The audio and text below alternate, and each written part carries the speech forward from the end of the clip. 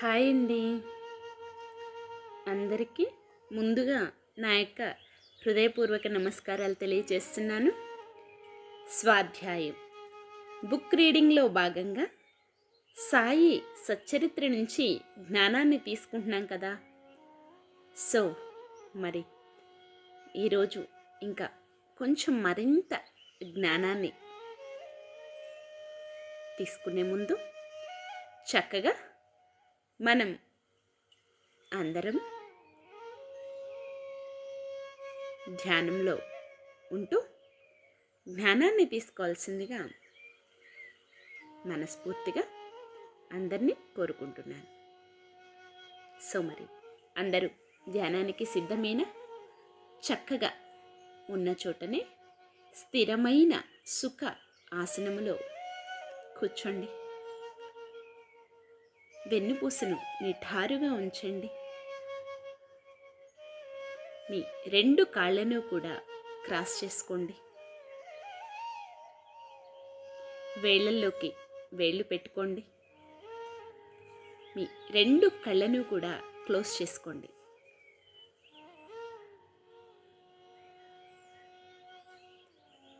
దీర్ఘ శ్వాసను తీసుకోండి.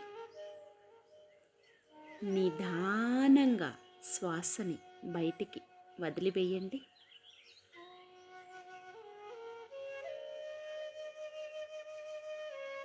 మరొక్కసారి దీర్ఘ శ్వాసను తీసుకోండి.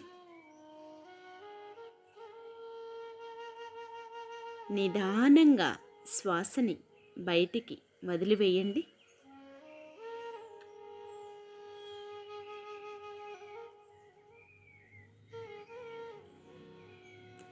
ఇంకొక్కసారి దీర్ఘ శ్వాసను తీసుకోండి.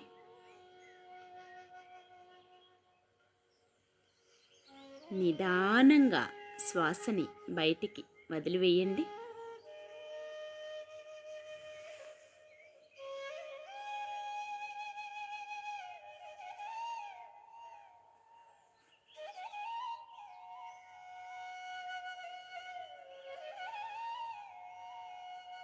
ఏకాగ్రతతో ప్రశాంతమైన మనస్సుతో సహజంగా జరిగే శ్వాసని గమనిస్తూ శ్వాసతో అనుసంధానమవుతూ అంతరంగంలోనికి ప్రయాణించండి. My dear masters and my dear friends,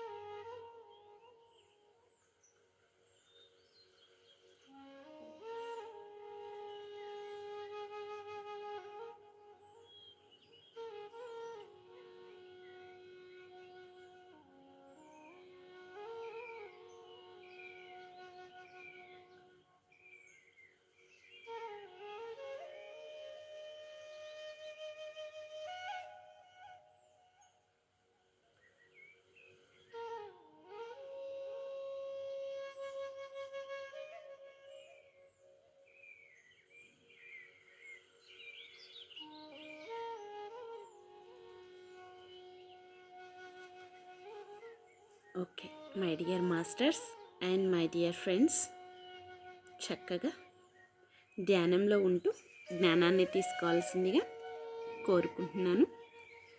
ఓం శ్రీ సాయినాథాయ నమః. శ్రీ సాయి సచ్చరిత్రము 8వ అధ్యాయము. కాకాసాహెబ్ దీక్షిత్, శ్రీ టెంబెస్వామి, బాలారాం దురందర్. శ్రీ సాయి సచ్చరిత్ర మూలములోని 50వ అధ్యాయము 39వ అధ్యాయములో చేర్చుట జరిగినది. కారణము అందులోని ఇది వృత్తము కూడా ఇదియే కనుక సచ్చరిత్రలోని 51వ అధ్యాయము ఇచ్చుట 50వ అధ్యాయముగా పరిగణించవలెను. భక్తులకాశ్రయమైన శ్రీ సాయికి జయమగు కాక. వారు మన సద్గురువులు. వారు మనకు గీతార్థమును బోధించెదరు. మనకు సర్వశక్తులను కలగజేయుదురు.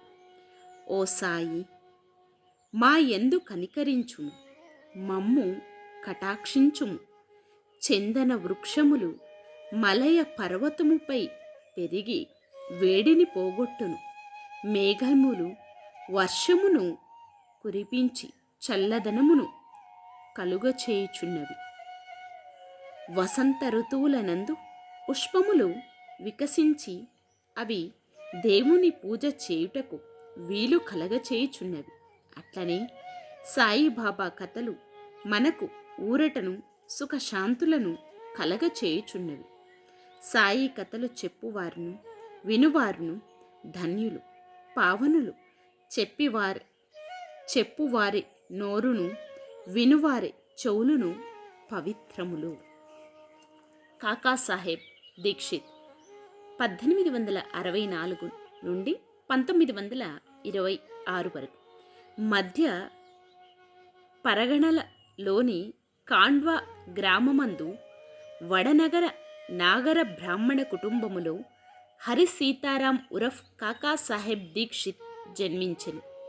ప్రాథమిక విద్యను కాండ్వా హింగన్ గట్లలో పూర్తి చేశాను. నాగపూర్లో మెట్రిక్ వరకు చదివాను. బొంబాయి విల్సన్ ఎల్ఫిన్స్టన్ కాలేజీలలో చదివి 1883లో పట్టభద్రుడయ్యాను. న్యాయవాది పరీక్షలో కూడా ఉత్తీర్ణులై లిటిల్ అండ్ కంపెనీలో కొలువునకు చేరాడు. తుదకు తన సొంత న్యాయవాదుల కంపెనీ పెట్టుకొనేను. 1909కి ముందు సాయిబాబా పేరు కాకాసాహెబ్ దీక్షిత్కు తెలియదు. అటు పిమ్మట వారు బాబాకు గొప్ప భక్తులయ్యారు. ఒకానొకప్పుడు లోనావానాలో నున్నప్పుడు తన పాత స్నేహితుడగు నానాసాహెబ్ చందోద్కర్ను చూచెను. ఇద్దరూను కలిసి ఏవో విషయములు మాట్లాడుకున్నది. కాకాసాహెబ్ తను లండన్లో రైలు బండి ఎక్కుచుండగా కాలు జారి పడిన అపాయమును గూర్చి వర్ణించెను. 100 కొలది ఔషధములు వానిని నయము చెయ్యలేక పోయెను. కాలు నొప్పియు కుంటెతనమును పోవెలనన్నచో అతడు సద్గురువగు సాయి వద్దకు పోవెలనని నానాసాహెబ్ సలహా ఇచ్చెను. నానాసాహెబ్ విషయమే పూర్తి వృత్తాంతమును విశదపరచెను. సాయిబాబా నా భక్తుని సప్త సముద్రముల మీద నుండి కూడా పిచుక కాలికి దారము కట్టి ఈడ్చున్నట్లు లాగుకొని వచ్చెదను అను వాగ్దానమును ఒకవేళ వాడు తన వాడు కానిచో వాడు తనచే నాకర్షింపబడనియు వాడు తన దర్శనమే చెయ్యలేడనియు బాబా చెప్పిన సంగతి తెలియజేశాను. ఇదంతయు విని కాకాసాహెబ్ సంతసించి సాయిబాబా వద్దకు పోయి వారిని దర్శించి కాలు యొక్క కుంటితనము కంటే తన మనస్సు యొక్క కుంటితనమును బాగుచేసి శాశ్వతమైన ఆనందమును కలగచేయమని వేడుకొనెదనని నానాసాహెబ్తో చెప్పాను. కొంతకాలము పిమ్మట కాకాసాహెబ్ అహ్మద్ నగర్ వెళ్ళెను. బొంబాయి లెజిస్లేటివ్ కౌన్సిల్లో ఓట్లకై సర్దార్ కాకాసాహెబ్ మిరీకర్ ఇంటిలో దిగెను. కాకాసాహెబ్ మిరీకర్ కొడుకు బాలాసాహెబ్ మిరీకర్ వీరు కోపార్గాంకు మమల్తాదారు. వీరు కూడా గుర్రపు ప్రదర్శన సందర్భములో అహ్మద్ నగర్ వచ్చి ఉండిరి. ఎలక్షన్ పూర్తి అయిన పిమ్మట కాకాసాహెబ్ షిరిడీకి పోవా నిశ్చయించుకొనెను. మిరీకర్ తండ్రి కొడుకులు వీరిని ఎవరి వెంట షిరిడీకి పంపవలెను అని ఆలోచించుచుండిరి. షిరిడీలో సాయిబాబా వీరిని ఆహ్వానించుటకు సిద్ధపడుచుండెను. అహ్మద్ నగర్లోనున్న శ్యామ మామగారు తన భార్య ఆరోగ్యము బాగా లేదనియు శ్యామాను తన భార్యతో కూడా రావలసినదనియు టెలిగ్రామ్ ఇచ్చిరి. బాబా ఆజ్ఞను పొంది శ్యామ అహ్మద్ నగర్ చేరి తన అత్తగారికి కొంచెము నయముగానున్నదని తెలుసుకొనెను. మార్గములో గుర్రపు ప్రదర్శనమునకు పోవుచున్న నానాసాహెబ్ ఫాన్సే, అప్పాసాహెబ్ గద్రే శ్యామాను కలిసి మిరీకర్ ఇంటికి పోయి కాకాసాహెబ్ దీక్షిత్ని కలిపి వారిని షిరిడీకి తీసుకొని వెళ్ళుమని. కాకాసాహెబ్ దీక్షిత్కు మిరీకర్లకు శ్యామ అహ్మద్ నగర్ వచ్చిన విషయము తెలియచేసిరి. సాయంకాలము శ్యామ మిరీకర్ల వద్దకు పోయాను. వారు శ్యామకు కాకాసాహెబ్ దీక్షిత్తో పరిచయము కలగచేసిరి. శ్యామ కాకాసాహెబ్ దీక్షిత్తో కోపార్గాంకు ఆనాటి రాత్రి 11 గంటల రైలులో పోవలెనని నిశ్చయించిరి. ఇది నిశ్చయించిన వెంటనే ఒక వింత జరిగెను. బాబా యొక్క పెద్ద పటము మీది తెరను బాలాసాహెబ్ మిరీకర్ తీసి దానిని కాకాసాహెబ్ దీక్షిత్కు చూపెను. కాకాసాహెబ్ షిరిడీకి పోయి ఎవరినైతే దర్శించవలనని నిశ్చయించుకొనెనో వారి పటము రూపముగా నచుట తను ఆశీర్వదించుటకు సిద్ధముగానున్నట్లు తెలిసి అతడు మిక్కిలి ఆశ్చర్యపడెను. ఈ పెద్ద పటము మేఘాశ్యామునిది. దానిపై అద్దము పగిలినందున అతడు దానికింకొక అద్దము వేయుటకు మిరీకర్ల వద్దకు పంపెను. చెయ్యవలసిన మరమ్మత్తును పూర్తి చేసి ఆ పటమును కాకాసాహెబ్ శ్యామాల ద్వారా షిరిడీకి పంపుటకు నిశ్చయించిరి. 10 గంటల లోపల స్టేషన్కు పోయి టికెట్లు కొనిరి. బండి రాగా సెకండ్ క్లాస్ కిక్కిరిసి ఉండుటచే వారికి జాగా లేకుండెను. అదృష్టవశాస్తు గార్డ్ కాకాసాహెబ్ స్నేహితుడు. అతడు వాని ఫస్ట్ క్లాస్లో కూర్చొండబెట్టెను. వారు సౌఖ్యముగా ప్రయాణము చేసి కోపార్గాంలో దిగిరి. బండి దిగగానే షిరిడీకి పోవుటకు సిద్ధముగానున్న నానాసాహెబ్ చందోద్కర్ను చూచి మిక్కిలి ఆనందించిరి. కాకాసాహెబ్ నానాసాహెబ్ కౌగిలించుకొనిరి. వారు గోదావరిలో స్నానము చేసిన పిమ్మట షిరిడీకి బయలుదేరి షిరిడీ చేరి బాబా దర్శనము చేయగా కాకాసాహెబ్ మనస్సు కరిగెను. కండ్లు ఆనంద బాష్పములచే నిండెను. అతడు ఆనందముచే పొంగి పొరలుచుండెను. బాబా కూడా వారి కొరకు తాము కనిపెట్టుకొని ఉన్నట్లును వారిని తోడ్కొని వచ్చుటకై శ్యామాను పంపినట్లును తెలియచేసెను. పిమ్మట కాకాసాహెబ్ బాబాతో ఎన్నో సంవత్సరములు సంతోషముగా గడిపెను. షిరిడీలోనొక వాడాను కట్టి దానినే తన నివాస స్థలముగా చేసుకునేను. అతడు బాబా వల్ల పొందిన అనుభవములు లెక్కలేనన్ని కలవు. వాటినన్నింటినీ ఇచట పేర్కొనలేము. ఈ కథను ఒక విషయంతో ముగించెదము. బాబా కాకాసాహెబ్తో అంత్యకాలమున నిన్ను విమానములో తీసుకుపోయేదను అన్న వాగ్దానము సత్యమైనది. 1926వ సంవత్సరము జూలై 5వ తేదీన అతడు హేమాత్ పంతుతో రైలు ప్రయాణము చేయుచు బాబా విషయము మాట్లాడుచు సాయిబాబా యందు మనస్సు లీనము చేసెను. ఉన్నట్లు ఉండి తన శిరమును హేమాత్ పంతు భుజముపై వాల్చి ఏ బాధయూ లేక ఎట్టి చికాకు పొందక ప్రాణములు విడచెను. శ్రీ టెంబస్వామి యోగులు ఒకరికొకరు అన్నదమ్ముల వలె ప్రేమించుకొనెదరు. ఒకానొకప్పుడు శ్రీ వాసుదేవానంద సరస్వతి స్వాముల వారు రాజమండ్రిలో మకాం చేసిరి. ఆయన గొప్ప నైష్ఠికుడు, పూర్వాచార పారాయణుడు, జ్ఞాని, దత్తాత్రేయుని యోగి భక్తుడు. నాందేడు ఫ్లీడరగు పండలీకరరావు వారిని చూచుటకై కొంతమంది స్నేహితులతో రాజమండ్రికి పోయాను. వారు స్వాముల వారితో మాట్లాడుచున్నప్పుడు సాయిబాబా పేరు షిరిడీకి పేరు సాయిబాబా పేరు షిరిడీకి పేరు వచ్చెను. బాబా పేరు విని స్వామి చేతులు జోడించి ఒక టెంకాయను తీసి పుండలీకరావుకిచ్చి ఇట్లనిది, దీనిని నా సోదరుడగు సాయికి నా ప్రణామములతో అర్పింపుము. నన్ను మరువవద్దని వేడుము. నా యందు ప్రేమ చూపమను. ఆయన స్వాములు సాధారణముగా నితరులకు నమస్కరించరని, కానీ బాబా విషయమును ఇది ఒక అపవాదమనియు చెప్పును. పుండలీకరావు ఆ టెంకాయను సమాచారమును షిరిడీకి తీసుకొని పోవుటకు సమ్మతించెను. బాబాను స్వామి సోదరుడు నగు సమంజసముగా నుండెను. బాబాను స్వామి సోదరుడనుట సమంజసముగా నుండెను. ఏలన బాబా వలె వారును రాత్రింబవళ్ళు అగ్నిహోత్రమును వెలిగించియే ఉంచిరి. ఒక నెల పిమ్మట పుండలీకరావు తదితరులను షిరిడీకి టెంకాయను తీసుకొని వెళ్ళిరి. వారు మన్మాడు చేరిరి. దాహము వేయుటచే ఒక సెలయేరు కడకు పోయిరి. పరగడుపున నీళ్లు త్రాగకూడదని కారపు అటుకులు ఉపాహారము చేసిరి.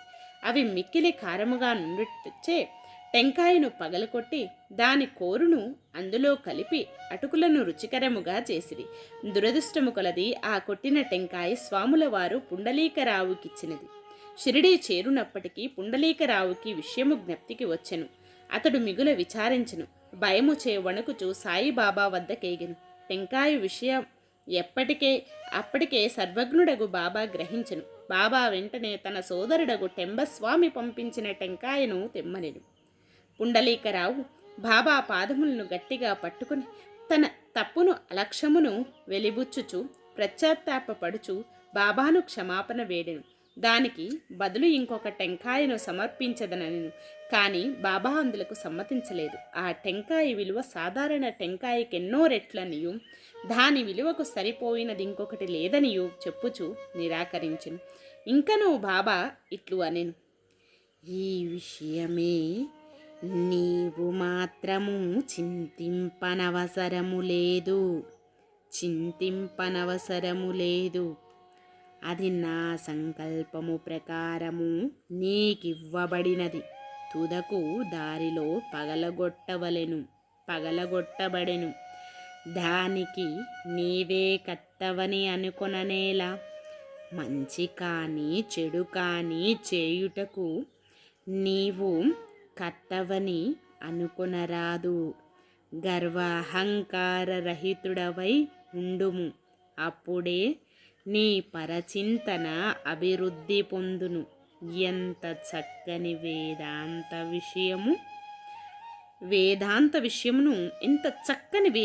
విషయమును బాబా బోధించెను చూడుడు.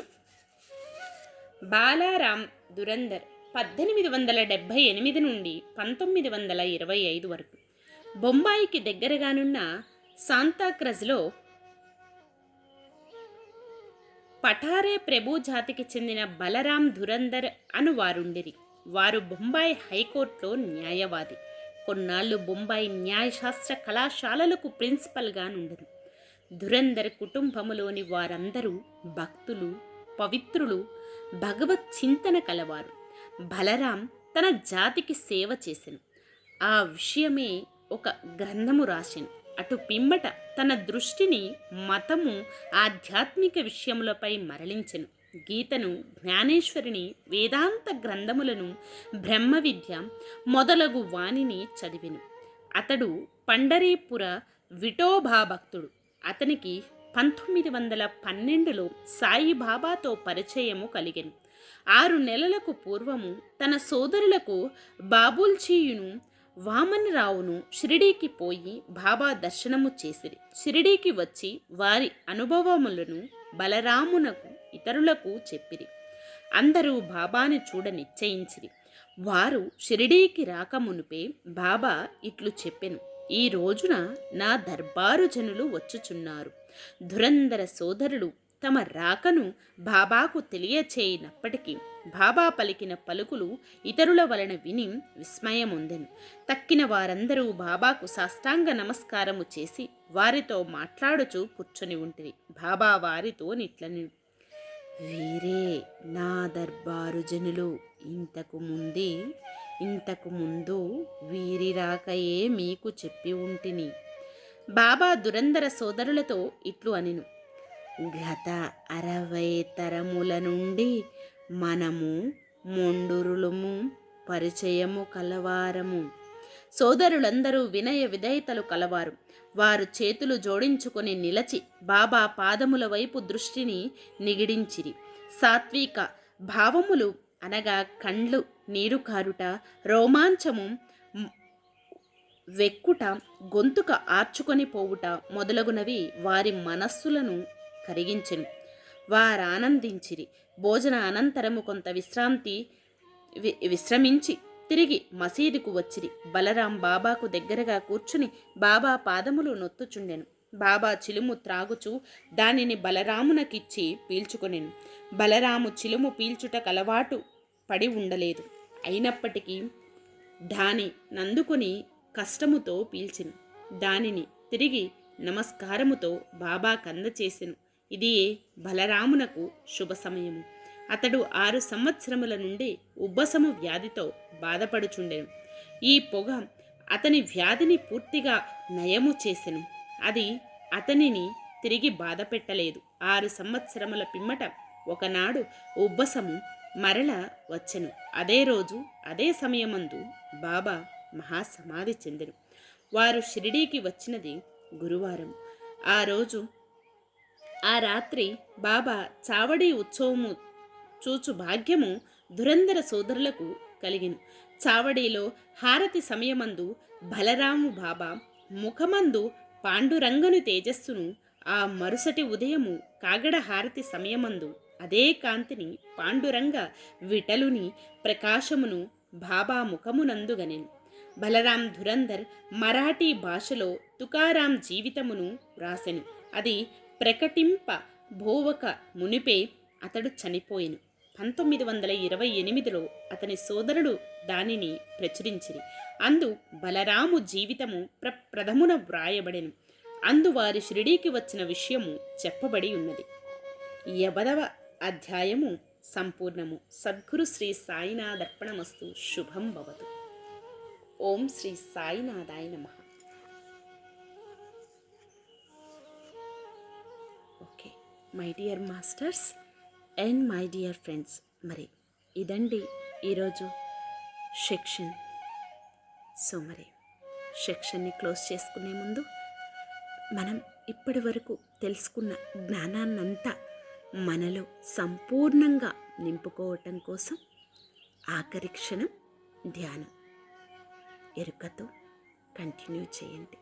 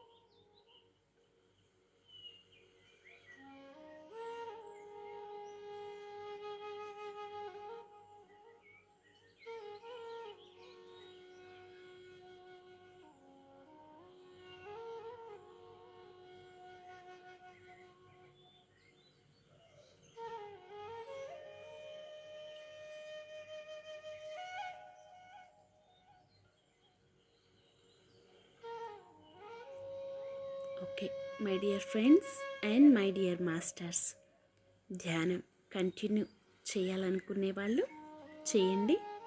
మిగిలిన వాళ్ళు నిదానంగా సహజ స్థితికి వస్తూ మీ 2 చేతులను విడదీస్తూ మీ కంటి మీద పెట్టుకోండి. 5 4 3 2 1 0. మీ 2 చేతులను మీ కంటికి ఎదురుగా పెట్టుకొని నిదానంగా కళ్ళను ఓపెన్ చేయండి. Thank you, thank you, thank you.